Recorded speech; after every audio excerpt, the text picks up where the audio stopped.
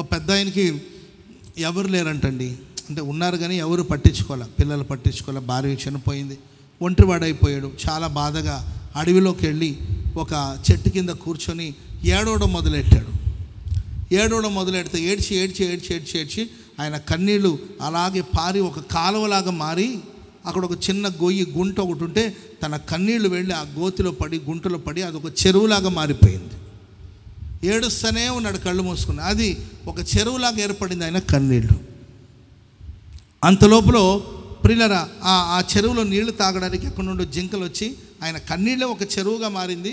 ఆ జింకలు నీళ్లు తాగుతున్నాయి. ఆకాశ పక్షులు వచ్చి ఆ చెట్టు మీద వాలి అవి అక్కడున్న నీళ్లు తాగి ఆ చెట్టు మీద వాలి శబ్దాలు చేస్తున్నాయి.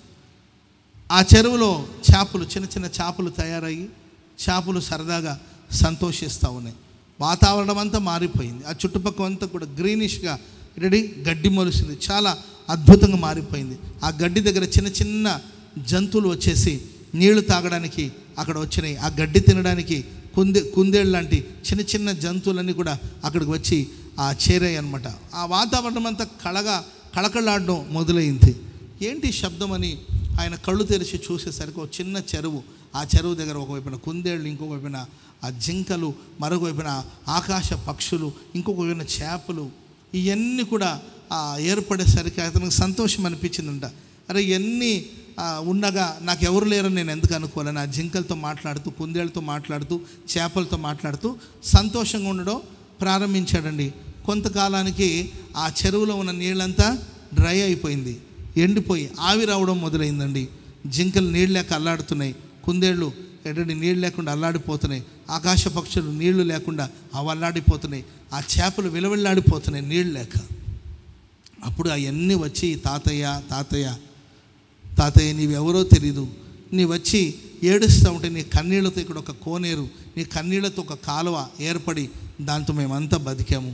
ఇప్పుడు సడన్గా నీవు ఏడవడం మానేసావు, నీళ్ళు రావడం ఆగిపోయింది, చెరువు ఎండిపోయింది, మా గొంతుక ఎండిపోతుంది, మేము చచ్చిపోయేటట్టున్నాం తాతయ్య, దయచేసి మేము ఇలా అడగకూడదు కానీ తప్పట్లేదు, దయచేసి నువ్వు మరలా ఏడ్చావనుకో మేమంతా బతికిపోతాం.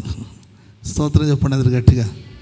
అప్పుడు ఆ పెద్ద ఆయన అనుకుని నా కన్నీళ్ళ ద్వారా ఇంతమంది బతుకుతారంటే అంతకన్నా భాగ్యం ఏముందని మరలా ఆయన కన్నీళ్ళు విడవడం మొదలెట్టాడండి, ఏడవడం మొదలెట్టాడు.